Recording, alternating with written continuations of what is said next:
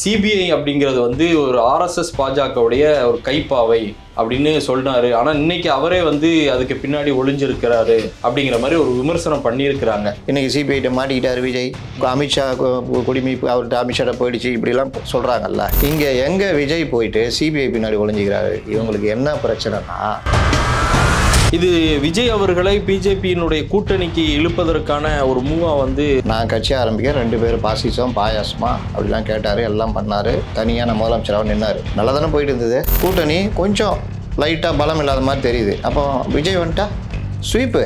இப்போ பேச்சுவார்த்தையில் இருக்குங்கிறீங்களா? இன்னொன்று சொல்கிறேன், இந்த கூட்டணிக்கு ஏதாவது குழப்பம் வரணும்னா அது ஆதவ் ஜான் 2 பேர்னால தான் வரும். ஆதவ் அர்ஜுனாக்கே தெரியும், ஒரு ஸ்ட்ராட்டஜிஸ்டாக அவங்களாம் அனுபவம் இல்லாத பொதுச் செயலாளர் ஓடி ஒழிஞ்சு போயிட்டு நேத்தானே வராரு. நேற்று வேஷம் கட்டுறாரு பார்த்தீங்களா? 15 நாளைக்கு அப்புறம் வர்றேன், நல்லா ஷேவுக்கு பண்ணி வர வேண்டியதுதானே. அது 16 நாள் துக்கம் அனுசரிப்பாரு. அரசியல்வாதி ஓரளவு தான் நடிக்கணும்.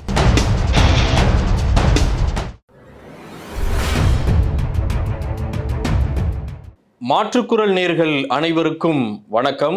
இன்று நம்முடைய விருந்தினராக மூத்த பத்திரிகையாளர், அரசியல் விமர்சகர் திரு முத்தலிஃப் அவர்கள். வணக்கம். வணக்கம். இன்னைக்கு முரசொலியில் திரு விஜய் அவர்களுடைய அந்த அஜித்குமார் மரணத்தில், அவர் சிந்தாரிப்பேட்டையில் நடந்த அந்த போராட்டத்தில் சிபிஐ அப்படிங்கிறது வந்து ஒரு ஆர்எஸ்எஸ் பாஜகவுடைய ஒரு கைப்பாவை அப்படின்னு சொன்னார். ஆனால் இன்னைக்கு அவரே வந்து அதுக்கு பின்னாடி ஒளிஞ்சிருக்கிறாரு அப்படிங்கிற மாதிரி ஒரு விமர்சனம் பண்ணியிருக்கிறாங்க.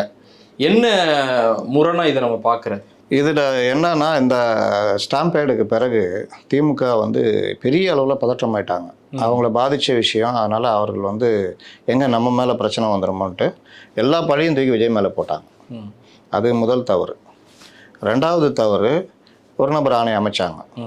ஆனால் அதிகாரிகளை வச்சு பேட்டியெல்லாம் கொடுத்தாங்க.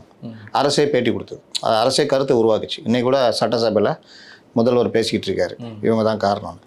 அது மாதிரி உருவாக்குனதே தவறு அப்படின்னு 3 ஆஸ்பெக்ட் எடுத்ததில் உச்சநீதிமன்றம் இதை முக்கியமாக காரணமாக காமிக்கிறாங்க. எப்படி அதிகாரிகளை பேட்டி கொடுக்கலாம் அப்படின்னு. அப்போ இந்த இதெல்லாம் இவர்களுடைய பதற்றம். இது இப்படியே போகும்பொழுது தான் நீங்கள் சென்னை ஹைகோர்ட்டு ஒரு இது போட்டு எஸ்ஐடி போடுது. அப்போ எங்களை போன்றவரெல்லாம் கேட்குறாங்க, எஸ்ஐடி இருக்குது, ஒரு நம்பர் கமிஷன் இருக்குது, இப்போ எப்படி பேரலாக 2 பேர் பண்ண முடியும்? அது முரணாகுமே, எப்படி பண்ணுறாங்க அப்படின்றதெல்லாம் கேள்வியாக வைக்கிறோம். அதே கேள்வி தான் அங்கேயும் வந்தது. அப்போ இந்த மாதிரி விவகாரத்தில் இவர்கள் என்ன நினச்சாங்கன்னா, நம்ம பெரிய அளவில் பிரச்சாரம் பண்ணுவோம், அது விஜய்க்கு எதிராக போய் முடியும். ஏன்னா அரசியல் ரீதியாக விஜய் எதிர்கட்சின்றதுனால விஜய் அடித்து ஒன்றும் இல்லாமல் பண்ணணும் அப்படின்றதுல பெரிய அளவில் சமூக வலைதளங்கள், மூத்த பத்திரிகையாளர்கள் பல பேர் அவர்களுக்கு இதில் வந்து, நான் கூட விஜயை கடுமையாக விமர்சனம் பண்ணுவேன். என்னை வந்து அந்த ரசிகர்கள் தொண்டர்கள் அப்படி திட்டுவாங்க, பீட்டு போட்டே திட்டுவாங்க, ஆள் வச்ச. அப்படி இருந்தும் இதில் விஜய் பக்கம் நியாயம் இருக்குது. விஜய் மட்டுமே குற்றவாளின்னு சொல்ல முடியாது. கூட்டத்தை கூட்டு வந்தார், அந்த விஷயம்லாம் பண்ணார், தவிர அவருடைய நோக்கம் அது கிடையாது. அப்போ அவருக்கு அந்த நோக்கம் இருக்கிற மாதிரி ஏன் இது பண்ணுறீங்க? அப்போ பாதுகாப்பு குறைபாடெல்லாம் இல்லையா அப்படின்றதெல்லாம் நம்மலாம் கேள்வியாக வச்சோம். ஆனால் பல மூத்த பத்திரிகையாளர்கள் விஜய் மீது வன்மத்தை கொட்டினாங்க. இந்த கட்சி அழித்தொழிக்கப்பட வேண்டிய கட்சி, விஜய் இருக்கக்கூடாது இப்படிலாம். நீங்கள் ஜனநாயகத்தில் எந்த கட்சி அழித்தொழியணும், எந்த கட்சி இருக்கணும் அப்படின்றதுக்கு நமக்கு உரிமை இல்லை. கண்டிப்பாக நம்ம இருக்கிறத பதிவு பண்ணிட்டு போகணும். மக்கள் தான் முடிவு பண்ணுவாங்க. அப்போ 2 திராவிட கட்சிகள் வந்துக்கிட்டே இருக்குது. இதுக்கு மாற்றாக ஒருத்தர் வராருன்னா வரட்டுமே, மக்கள் முடிவு பண்ணிட்டுமே. ஒரு சம்பவத்தை வச்சுக்கிட்டு அந்த கட்சி அழிஞ்சு போகணும், விஜய் அழிஞ்சு போகணும், நடிகன் வரலாமான்னா நடிகர்கள் தான் பெரும்பாலும் வந்திருக்காங்க. நல்ல ஆட்சி கொடுத்தது எம்ஜிஆரும் சரி, ஜெயலலிதா மற்றவர்களும் சரி. நீங்கள் பெரிய அளவில் ரொம்ப எப்படி சொல்கிறது, அவர்கள் ரொம்ப அனுபவசாலிகளாக ஆட்சியை நடத்திட்டு போயிருக்காங்க. அதெல்லாம் வந்து அவங்க திரைத்துறையிலேருந்து தான் வந்திருக்காங்க. கலைஞர் திரைத்துறை, அண்ணா திரைத்துறை. அதனால் தமிழக அரசியலும் அரசியல்வாதிகளும் திரைத்துறை சார்ந்த ஏதோ ஒரு வகையில் இருக்கிறாங்க. அப்போ விஜய் வராருன்னா ஒரு அரசியல் இம்ப்ரூவ் பண்ணிட்டோம், பண்ணலன்னா மக்கள் அதுக்கு பதில் சொல்லிட்டு போகிறாங்க. ஆனால் இதை வந்து அடியன்னு அடித்த உடனே இந்த விவகாரம் நீதிமன்றத்துக்கு போகுது. நீங்கள் பாருங்கள், இன்றைக்கி முரசொலியில் எழுதியிருக்காங்கன்னு சொல்கிறீங்க சிபிஐ விசாரணைக்கு பின்னாடி போய் ஒளிஞ்சிக்கிட்டாருன்னு. விஜய் எங்கேயுமே சிபிஐ விசாரணை கேட்கல. ஆமாம், தாவேக்கா கேட்கல. அவர்கள் நீங்கள் உச்சநீதிமன்ற ஓய்வு பெற்ற நீதிபதி தலைமையில் ஒரு எஸ்ஐடி போடுங்க, இந்த விசாரணை மேலே நம்பிக்கை இல்லைன்னு தான் கோர்ட்டுக்கு போகிறாங்க. சிபிஐ விசாரணை கேட்டது வேறு சிலர். நீதிமன்றமும் இவர்கள் விஷயத்தை வச்சு பரிசீலிக்கல. நீங்கள் அந்த இதை பார்த்தீங்கன்னா, நாங்கள் வந்து ஆர்டிகல் 32 கொடுத்துருக்க அதிகாரத்தை பயன்படுத்தி என்ன வேணால் பண்ணலாம், நாங்கள் அதை பண்ணலை.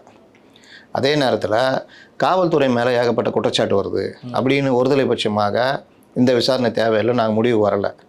இவர்கள் 2 பேர் போட்டுக்கிற அரசியல் சண்டை அந்த மக்களை பற்றி கவலை இல்லை. அப்போ நாங்கள் எதை பார்க்குறோன்னா, 41 உயிர்கள் போயிருக்கு, 41 குடும்பங்கள் உற்றார் சொந்த பந்தங்களை இழந்து நிற்கிறாங்க, நூற்றுக்கணக்கானோர் காயம்பட்டு சிகிச்சையில் இருக்கிறாங்க. இவர்களை பற்றி தான் நாங்கள் வருத்தப்படுறோம். இந்த விஷயம் வந்து ஒரு தேசிய பிரச்சனையாக நாங்கள் பார்க்குறோம். அவர்களுக்கு நீதி கிடைக்கணும்னு நாங்கள் பார்க்குறோம். அந்த அடிப்படையில் எங்களுடைய முடிவின் அடிப்படையில் நாங்கள் இந்த விசாரணை ஒரு பாரபட்சமற்ற ஒரு விசாரணையாக போகணும்னு எதிர்பார்க்கிறோம். அதனால் சிபிஐக்கு நாங்கள் உத்தரவிடுகிறோம். இதுதான் கோர்ட்டு ஸ்டேட்மெண்ட். இங்கே எங்கேயுமே இவங்க கேட்டாங்க அவங்க கேட்டாங்க அதெல்லாம் கிடையாது. இன்னைக்கு இந்து தப்பாக தலையங்க எழுதியிருக்காங்க. இது ஒன்று. ரெண்டாவது என்ன சொல்கிறாங்க, இந்த சிபிஐ விசாரணையை உடனடியாக அவர்கள் சார்ஜ் எடுத்து பண்ணணும். இதை உச்சநீதிமன்ற ஓய்வு பெற்ற நீதிபதி ரஸ்தோகி தலைமையில் ஒரு குழு கண்காணிக்கணும். அந்த குழுவில் 2 IPS ஆஃபீஸர்கள், அவர்கள் குறைந்தபட்சம் ஐஜி ரேங்க் இருக்கணும். அதாவது ஐஜி, ஏடிஜி, டிஜி யாராவது ஒருத்தர். ஐஜி ரேங்க் குறைவில்லாத 2 அதிகாரிகளை, அவர்களும் தமிழர்களாக இருக்கக்கூடாது, தமிழ்நாடு கேடராக இருக்கணும், அவர்கள் தமிழை பூர்வீகமாக தமிழ்நாட்டை கொண்டவர்களாக இருக்கக்கூடாது. அந்த 2 பேரை ரஸ்தோகி முடிவு பண்ணி போட்டுக்கிட்டோம். இவர்கள் இந்த விசாரணையை கண்காணிப்பார்கள், ரஸ்தோகிக்கு உதவுவார்கள். தேக்கம் ஏற்பட்டால் அதற்கு ஆலோசனை மற்ற விஷயங்கள் பண்ணுவாங்க. ஒவ்வொரு மாதமும் சிபிஐ இந்த வழக்கு விசாரணை விவரங்களை ரஸ்தோகியிடம் சொல்ல வேண்டும். இதில் ஏதாவது பிரச்சனை, எங்கேயாவது சுணக்கம் இருக்குதுன்னா யார் வேண்டுமானாலும் நீதிமன்றத்தை நாடலாம். அவ்வளோதான். இங்கே எங்கே விஜய் போயிட்டு சிபிஐ பின்னாடி ஒளிஞ்சிக்கிறாரு. இவங்களுக்கு என்ன பிரச்சனைனா, இவர்கள் இந்த விசாரணையை சிபிஐக்கு போகாமல் இருக்கிறதுக்கு சகல விதத்திலும் ட்ரை பண்ணாங்க. இவர்கள் உண்மையிலேயே இன்றைக்கி சிபிஐட்ட மாட்டிக்கிட்டார் விஜய், அமித்ஷா குடிமைப்பு அவர்கிட்ட அமித்ஷாட்ட போயிடுச்சு இப்படிலாம் சொல்கிறாங்கல்ல. அப்போ நீங்கள் போராடினீங்க. 3 முக்கிய வழக்கறிஞர்கள் இதில் அந்த இதெல்லாம் போட்டாங்க, பிஜிஎம் அதெல்லாம் போட்டாங்க. யார் வருகிறார் தெரியுமா? கபில் சிபில். அவர் எவ்வளோ பேர் கவுத்தாருன்னு அங்கே போனால் தான் தெரியும். கபில் சிபில், முகுல் ரோத்தகி, அபிஷேக் மனு சிங்வி, டாப் மோஸ்ட் இந்தியாவுடைய டாப் 3 சூப்பர் ஸ்டார்ஸ் வாதாடினாங்க. நடக்கலையே. இதுக்கெல்லாம் பிறகு தான் இது வருது. வரும்போது இவர்கள் என்ன சொல்கிறாங்க, இது வந்து அப்படி இடைக்கால உத்தரவு தான்.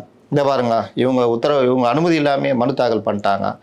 என்னென்னவோ இந்த மக்கள் மத்தியில் தமிழக மக்களை குழப்புகிற வேலை என்னென்னவோ எல்லாம் செஞ்சாங்க. இப்போ எதுவுமே முடியல. சிபிஐ விசாரணை சாஸ்வதம். உடனே அதுக்கு என்ன சொல்கிறாங்க, இது இன்டிம் ஆர்டர். இன்டிம் ஆர்டருடைய அர்த்தம் சொல்லுகிறவருக்கே தெரியும். இடைக்கால உத்தரவுனா இது உத்தரவு தான். எது சிபிஐ விசாரிக்கணும், ரஸ்தோகி தலைமையில் டீம் இருக்கணும், எல்லாம் உத்தரவு. இன்டிம் ஆர்டர்னு ஏன் சொல்கிறாங்கன்னா, இந்த வழக்கு தொடரும். ஏன் தொடரணும்னா, இந்த வழக்கை முடிச்சு வச்சுட்டா நாளைக்கு யார் ஃபாலோ பண்ணுவா? உச்சநீதிமன்றத்துலேருந்து ஓய்வு பெற்ற நீதிபதியை போட்டுட்டு ஏன் வேலை இல்லைன்னு உச்சநீதிமன்றம் போயிடாதில்ல. அதனால் இந்த வழக்கு உயிரோடு இருக்கும். அப்போது நீங்கள் அப்பப்போ பிரச்சனை வேணால் வாங்க. இப்போ 2 பேர் போலியாக போட்டிருக்காங்கன்றீங்க, வாங்க எடுத்துகிட்டு வாங்க, மனு தாக்கல் பண்ணுங்கள். அதையும் சிபிஐ விசாரிக்கிட்டோம். இந்த இதெல்லாம் நாங்கள் பார்த்துக்கிட்டே இருப்போம். எங்கிட்ட வாங்க, ஏதாவது பிரச்சனை இருந்தால். இதெல்லாம் முடிஞ்சு வழக்கு விசாரணைலாம் முடிஞ்சு எல்லாம் தாக்கல் பண்ணிட்டா அன்றைக்கி வழக்கை முடிச்சு வச்சுட்டு போயிடுவாங்க. இது மாதிரி பல உதாரணங்கள் உச்சநீதிமன்றத்தில் இருக்குது. நீங்கள் டிஜிபி தேர்வு இருக்குல்ல, அந்த தேர்வு சம்மந்தமாக இஷ்டத்துக்கு பண்ணியிருந்தாங்க. அந்தந்த ஸ்டேட் அவங்க இஷ்டத்துக்கு தான் இப்போ பண்ணியிருக்காங்களா, அது மாதிரிலாம் பண்ணாங்க. இன்னும் உத்தரப்பிரதேசம் ஒரு படி மேலே போய் அவர்களே அவர்களுடைய டிஜிபியை தேர்ந்தெடுத்துக்கிட்டாங்க. அதான் யூபிஎஸ்சிக்கு பட்டியல் அனுப்பணும், யூபிஎஸ்சி அதுலேருந்து 3 பேர் அனுப்போம், அந்த 3 பேர்லேருந்து ஒரு ஆள் தேர்ந்தெடுக்கணும். இதுதான் உச்சநீதிமன்ற உத்தரவு. பிரகாஷ் சிங் வழக்கில் 2018 போட்ட உத்தரவு. ஆனால் இவர்கள் என்ன பண்ணுறாங்க, அந்த உத்தரவு மீறி எனக்கு என்னென்னு போட்டுக்கிட்டாங்க.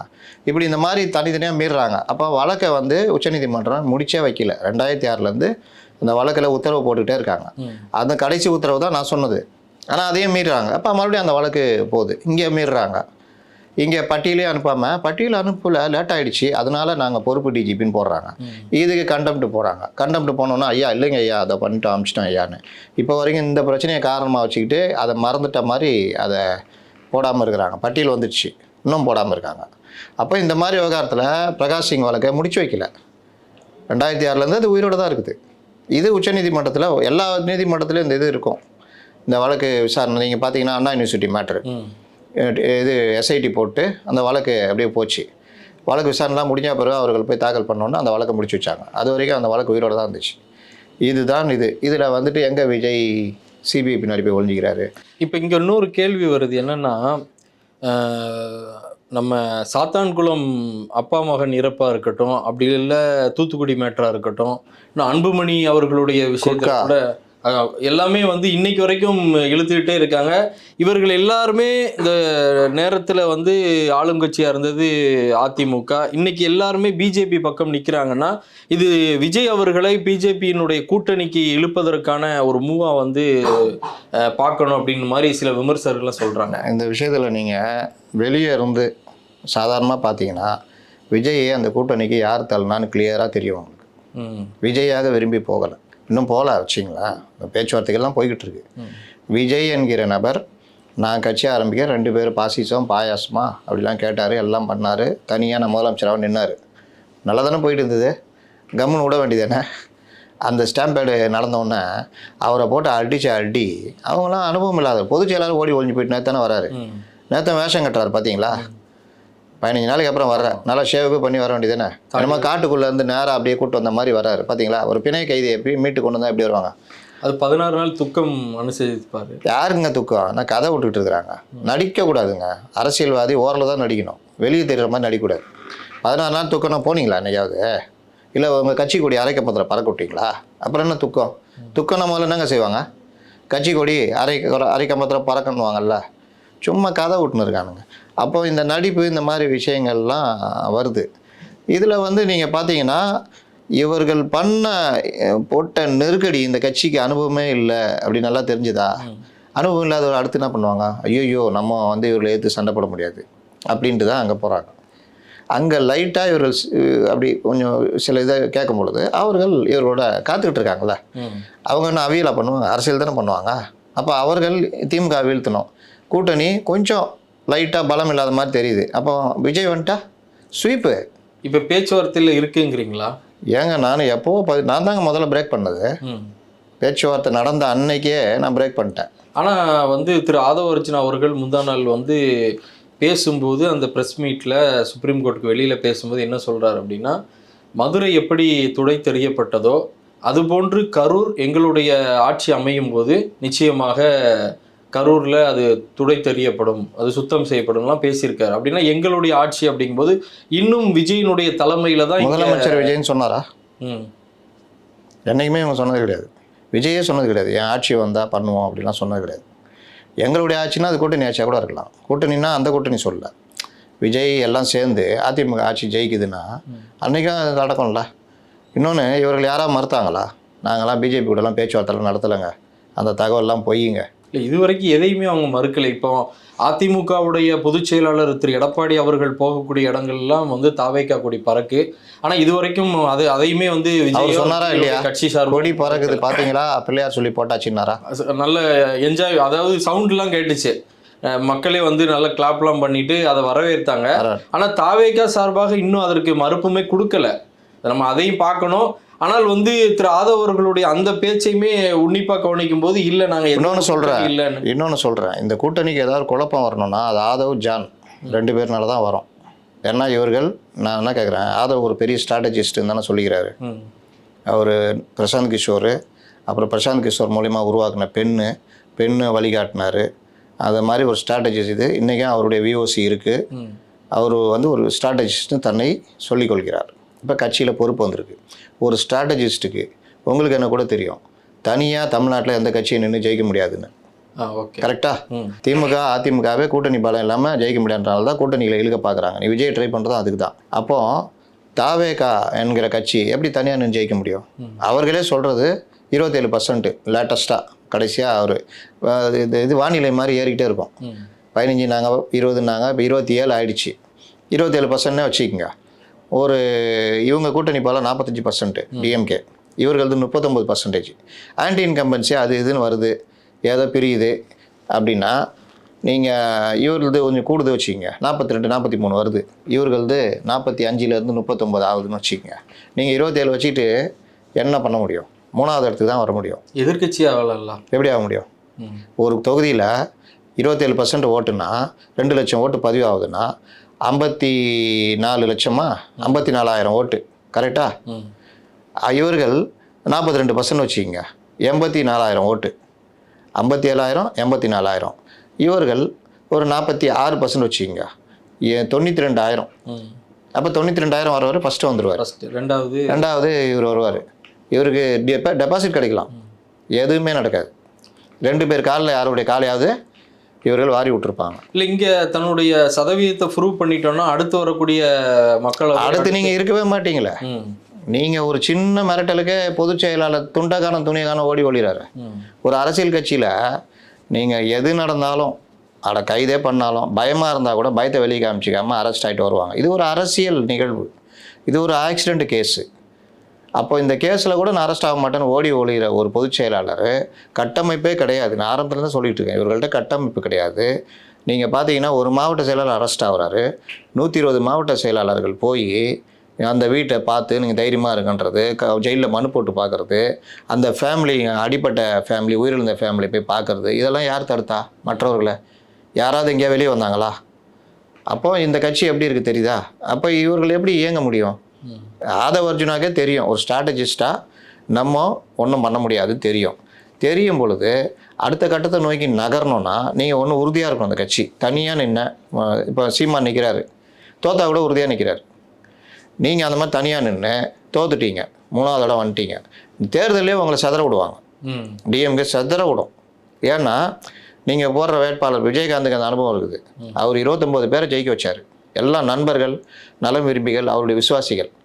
லைட்டாக ஜெயலலிதா எதிர்த்தோன்னே 13 பேர் அங்கே போயிட்டான். ஆமாம். இதில் அருண்குமார், நடிகர் அருண்குமார்லேருந்து விஜயுடைய விசுவாசியாக நான் பேசினவங்க, எங்கள் அண்ணன் தான், எல்லாம் எனக்கு உயிரை கொடுத்து அண்ணன் தான், நான் சாதாரண நிலைமையில் இருந்தேன்னு சொன்னவங்க எல்லாருமே ஜெயலலிதா போய் நின்னாங்க. ஆனானப்பட்ட விஜயகாந்துக்கு அப்படின்னா, நீ விஜய் வந்து யாருக்கிட்டையும் மியூச்சுவலாக யாருக்கிட்டையும் ஒரு தொடர்பு இல்லாதவர். அவர் ஒரு இங்கே இந்த மனநிலையில் தான் கீழே பார்க்குறாங்க, எல்லாம் புசி கூட தான் லிங்கில் இருக்காங்க. நாளைக்கு ஒரு எல்லா 234 தொகுதியும் நின்ட்டாங்க, வேட்பாளர் போட்டாங்க, வேட்புமனு தாக்கல் வாபஸ் பெற அன்னைக்கு ஒரு 100 வேட்பாளர் தாவேகா வேட்பாளர் வாபஸ் வாங்கினா என்ன பண்ணுவாங்க? வாபஸ் வாங்க வைப்பாங்க. ஏன்னா அவங்க எல்லாம் என்ன, நீங்கள் ஒருத்தர் சாதாரண தொழில் பண்ணிட்டு ஒருத்தர் சைக்கிள் கடை வச்சுக்கிறாரு இப்படி. அப்போ இதெல்லாம் மீறி தடுத்து நிறுத்தக்கூடியது, தேர்தலில் வர்ற பிரச்சனைகளை சந்திக்கிறது, போலீஸ் அனுமதி, பல விஷயங்களுக்கு இவங்க என்ன தயாராக இருக்காங்க. ஏதாவது ஒரு வழக்கு போட்டால் ஓடி போயிடுவார் மறுபடியும். புஷியை கைது செய்ய போகிறாங்கன்னா தேர்தல் பிரச்சாரத்தில் இருந்தால் ஓடி போயிடுவார். ஓடுறவர் தானே அவர். அப்போ இந்த கட்சி எப்படி நிற்கும்? சரி, எல்லாம் முடிஞ்சிச்சிங்க, ஏதோ போட்டு 3வது இடம் வந்துட்டோம், சில இடங்களில் 2வது இடம் வந்திருக்கோம். இதற்கு பிறகு 2029 தான். அது வரைக்கும் எப்படி அரசியல் பண்ணுவாங்க? திமுக மறுபடியும் ஆட்சிக்கு வந்துச்சு வச்சுங்க, இவங்களை விடுவாங்களா? விட்டு வைப்பாங்களா? எத்தனை பேரை வேலைக்கு வாங்குவாங்க? எத்தனை பேர் மேலே வழக்கு போடுவாங்க? வழக்குக்கு பயந்து எத்தனை பேர் திமுக போவான்? அப்போது நீங்கள் உங்களுக்கு உங்கள் கட்சி வளர வரைக்கும் ஸ்ட்ராங் ஆகிறதுக்கு நீங்கள் வந்து உங்களுடைய உயரத்தை கணக்கிட்டு நீங்கள் அதுக்கேற்ற முடிவு எடுக்கணும். இது இருக்கு ஆதவ அர்ஜுனாவுக்கு தெரியும், ஜானுக்கு தெரியவே தெரியாது. ஏன்னா அவங்களாம் ஸ்ட்ராட்டஜிஸ்டே கிடையாது. ஸ்ட்ராட்டஜிஸ்ட் போர்வையில் ஒலாத்துற ஆட்கள், மார்க்கெட்டிங் மேனேஜர், அவ்வளோதான். அவர் ஒரு 4 ரிப்போர்ட்டர்களை வச்சுக்கிட்டு எதையாவது புஷ்ஷுன்னு கிளப்பிவிடுவார். அதை அப்படி ஜாலி ஆகிட்டு அப்படி அணைஞ்சிரும். அதுக்குள்ளே கொஞ்ச நாள் தான் இருக்கும், 2 நாள் இருக்கும், அவ்வளோதான். அப்போ அவர் அதுக்கு தான் லாய்க்கு. அப்போ இவர்கள் விஜயை முட்டு சேர்ந்து கூப்பிட்டு போகிறாங்க. இப்போ இந்த இடத்துல விஜயை அன்றைக்கி முடிவெடுத்துட்டார், நம்ம போகலாம். இந்த விஷயத்த நீங்கள் இவர்கள் சொல்லுவாங்க உடனே. இல்லை, இப்போ விஜய் முடிவு எடுத்துட்டார் அப்படின்னா கூட்டணிக்கு போகலாம் அப்படிங்கிற முடிவில் இருக்கிறார். ஆமாம். அது அதிமுக பாஜக கூட்டணிக்கா அல்லது அதிமுக தாவேகா கூட்டணி அப்படிங்கிற